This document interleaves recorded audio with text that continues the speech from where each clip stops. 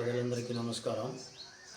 ఈరోజు ముఖ్యంగా మీడియా ముందుకు రావడం ఎందుకంటే పెడగంటి కొత్తపల్లి గవర్నమెంట్ స్కూలు పూర్తిగా పడిపోయే పరిస్థితిలో ఉంది. ఇక్కడ పిల్లలు చదువు లేక అల్లాడిపోతున్నారు.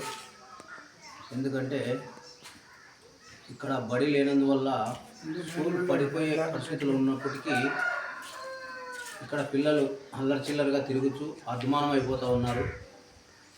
మరి లేని అలవాట్లు కూడా తెచ్చుకున్నటువంటి పరిస్థితి. ఇక్కడ 10 మంది 15 మంది పిల్లలు ఉన్నారని చెప్పి స్కూల్ కూడా నిర్లక్ష్యంగా బంద్ చేయడం చాలా బాధాకరం.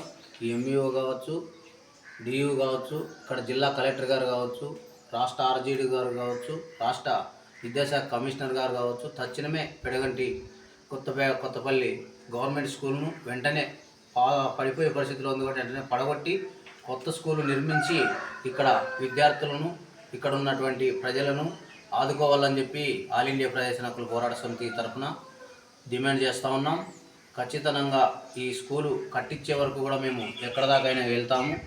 అలాగే రేపు సోమవారం కూడా కలెక్టర్ ఆఫీస్ దగ్గర కూడా ధర్నా కార్యక్రమం కూడా మేము చేస్తామని చెప్పి సందర్భంగా తెలియజేస్తున్నాం. ఎందుకంటే దాదాపు 2-3 సంవత్సరాలు అవుతుంది ఈ గవర్నమెంట్ స్కూలు పడిపోయే పరిస్థితిలో ఉన్నా కూడా ఏ అధికారి పట్టించుకోవడం లేదు, ఏ ఎంఈఓ పట్టించుకోలేదు, ఏ డియూ గారు పట్టించుకోలేదు.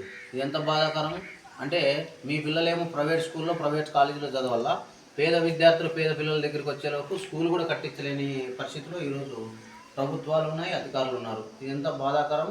దీనిపైన మేము ఎక్కడ దాకైనా వెళ్తాం. ఈ ఊర్లో 600 ఇళ్ళు ఉన్నాయి.